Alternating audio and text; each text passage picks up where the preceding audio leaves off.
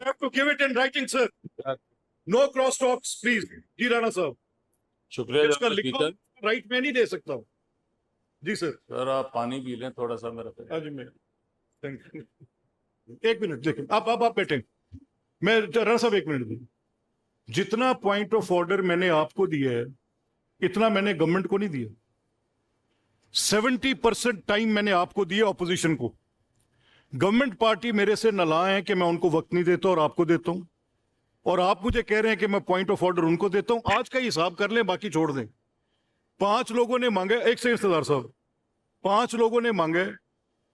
मैंने, जुल्फिकार अली शाह पीछे खड़े हुए हैं, मैंने उनको टाइम नहीं दिया, मैं देख रहा हूं।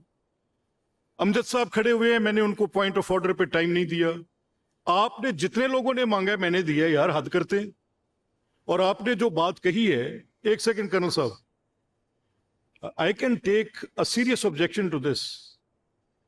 My is no argument. Mine is ruling. And I know how to give it. And I'm saying that the question of point of order could not be raised under the garb of privileges. Simple. जी आगे चलें। अब भाईजान बैठे एक second. जी ये privilege motions लें जी। कोई हैं कोई? अच्छा ठीक है, देखते हैं अभी, इसके बाद लेते हैं। गवर्नमेंट बिजनेस लें, एडजर्नमेंट मोशंस लें।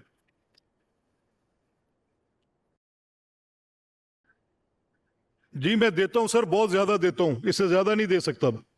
अब मुझे थोड़ा सा बिजनेस चलाने दें। थैंक यू जी। ये राणा आफ्ताब साहब आपकी एडजर्नमेंट मोशन है, लिख पढ़ कर दे, हमें फ्री फॉल ना करें आके कि जिसका दिल करे खड़ा हो जाए। लिखा हुआ काम करें।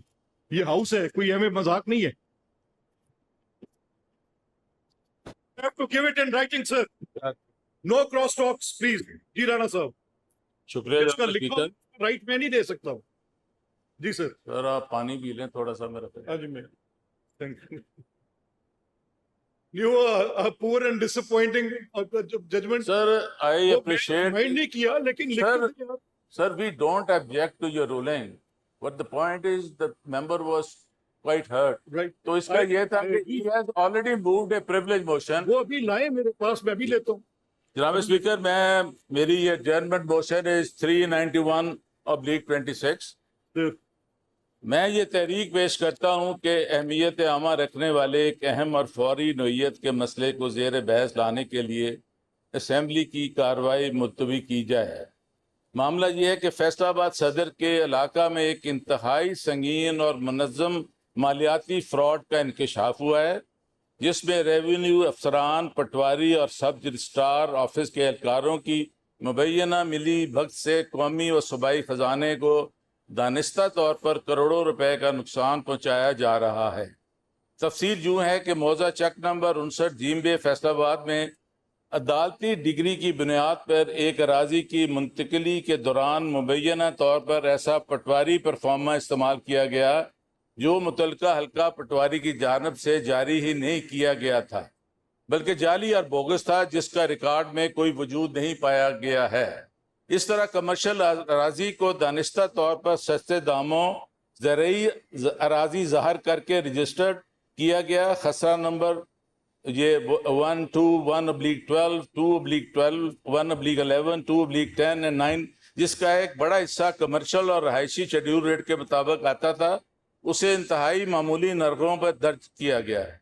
इस अराजी की असल मालियत शेड्यूल रेट के मुताबिक तकरीबन 30 करोड़ 15 लाख रुपए बनती थी, लेकिन उसे महज 2 करोड़ 35 लाख रुपए ज़ाहिर किया गया और रजिस्ट्री नंबर 100 मोरखा पर अदायगी फीस हाई की खातर 19 लाख रुपया तहरीर है, जिससे सूबाई और कौमी खजाने को स्टैम्प ड्यूटी, TMA फीस और दीगी टैक्स की मद में 5 करोड़ से जायद का बराह रास्त टीका लगाया गया है। ये सिर्फ एक रजिस्ट्री या एक अराजी का मामला नहीं, बल्कि रेवेन्यू निज़ाम, रजिस्ट्रेशन का तरीक़ाकार और सरकारी महासल की वसूली के पूरे निज़ाम पर एक संगीन सवालिया निशान है। ये एक इंतहाई हसास और कौमी खजाने की खुलेआम चोरी का मामला है, जिससे रोजाना की बुनियाद पर रेवेन्यू के शोबे में बड़े पैमाने पर करप्शन की जा रही है। लिहाजा इस्तदा है कि मेरी इस तहरीक को बाज़ाब्ता करार देकर इस पर बहस की इजाज़त दी जी। ऑन जहांगीर साहब। जी सर, ये एक रजिस्ट्री हुई थी अदालत के हुक्म पे। अदालत का हुक्म आया 6/1/2025 को, रजिस्ट्री 19/2/2025 को हुई। बाद में जनाब ये जो रजिस्ट्री है, रजिस्ट्रार को पता चला कि ये फीसिस कम जमा हुई हैं।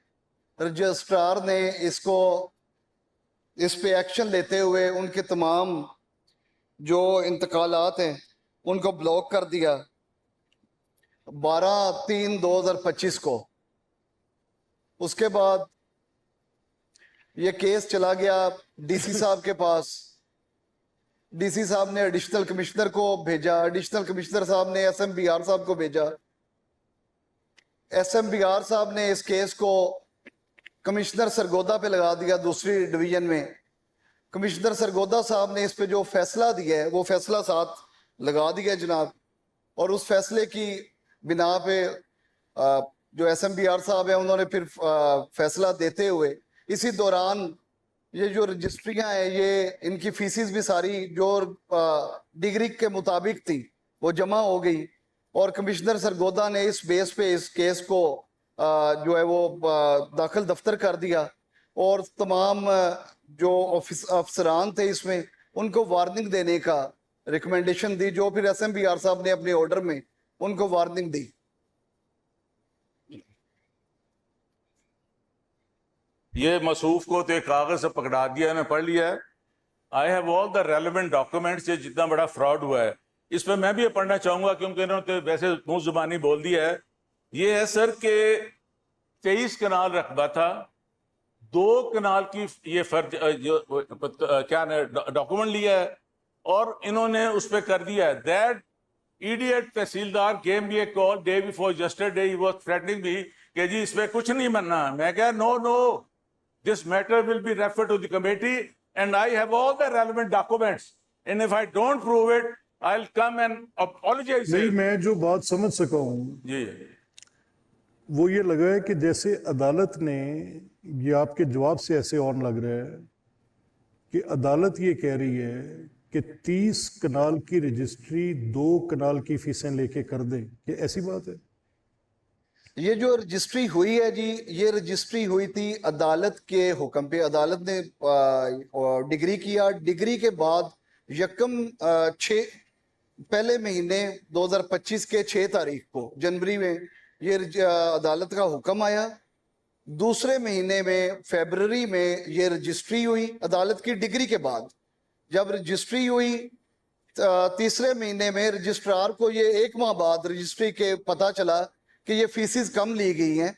उसने एक्शन लेते हुए ये सारे खाते जो है ब्लॉक कर दिए कि इस पे कोई ट्रांसफर दोबारा मुंतकली ना हो मेरा सके। ये ख्याल है, देखें बात सुने, दिस डॉक्यूमेंट तो दिस विल बी सफिशिएंट। नहीं, मुझे अपरेंटली आपकी बात से समझ लग गई है। I am referring this to the committee. ये रेवेन्यू की कमेटी को भेजें। और अगर, क्योंकि इसमें जो सेंसिटिविटी है वो क्या है कि डिपार्टमेंट ये जवाब दे रहा है कि अदालत के हुक्म पर 2 अदालत के हुक्म पर रजिस्ट्री हुई और जो मोअज़्ज़िज़ रुकन है वो ये कह रहे हैं कि 30 कनाल की रजिस्ट्री 2 कनाल की फीस के साथ हुई। सर ये ऑलरेडी जब जो बेचने वाले हैं उन्होंने एप्लीकेशन दी डीसी साहब को। डीसी से डिप्टी कमिश्नर का मेरे से क्या ताल्लुक है यार? ये तो अब हाउस की कमेटी देखेगी कि क्या वाकई कोई अदालत ऐसा हुक्म दे सकती है कि 30 कनाल की रजिस्ट्री 2 कनाल पे कर दे, 2 कनाल की फीस के साथ कर दे। This is very serious concern. तो फिर उस अदालत के पास भेजेंगे आपके एसएमबीआर साहब को कि ये कैसे हो गया। नहीं ठीक है, तो चीजें this is refer to the committee. वहां पे आप देखें sir. Secondly sir, I would request this honourable member कि you have referred a matter regarding the Khidmat centre और आपके एक और भी इधर बैठे होंगे sir, they don't comply to your orders. ये अभी तक वहां उन्होंने विजिट भी नहीं किया वहां पर। किधर जी? इसने सर ये जो जवाब दे रहे थे, you had referred a matter regarding खिदमत सेंटर, कि फैसला Samiullah Khan was there on the chair at that time.